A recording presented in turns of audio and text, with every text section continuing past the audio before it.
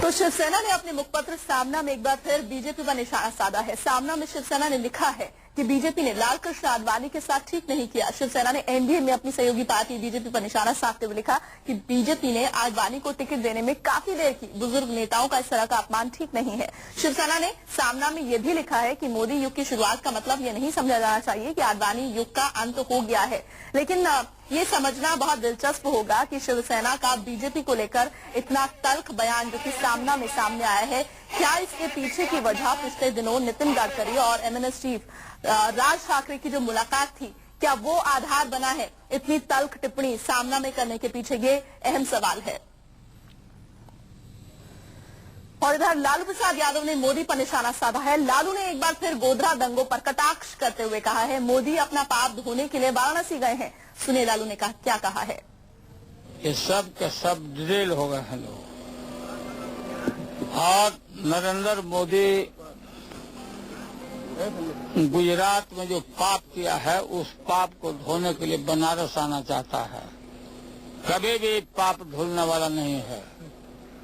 ईश्वर खुदा के दरबार में दंड मिलना है इस आदमी को और पूरे बीजेपी और आरएसएस को।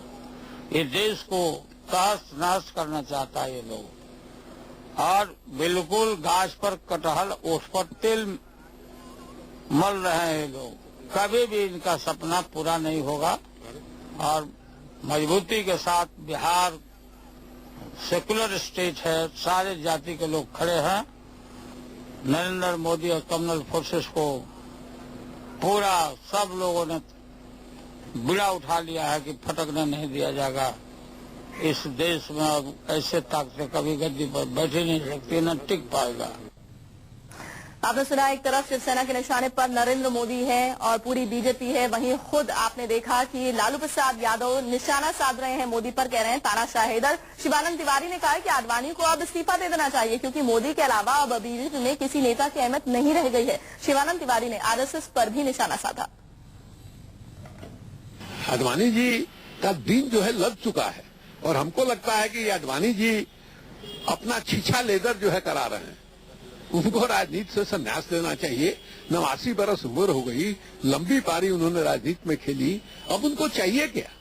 तो अब जिस ढंग से उनका छीछा लेदर हो रहा है और जिस ढंग से वो अपना छीछा लेदर करवा रहे हैं, उससे देश के अंदर आडवाणी जी की प्रतिष्ठा ही खराब हुई है।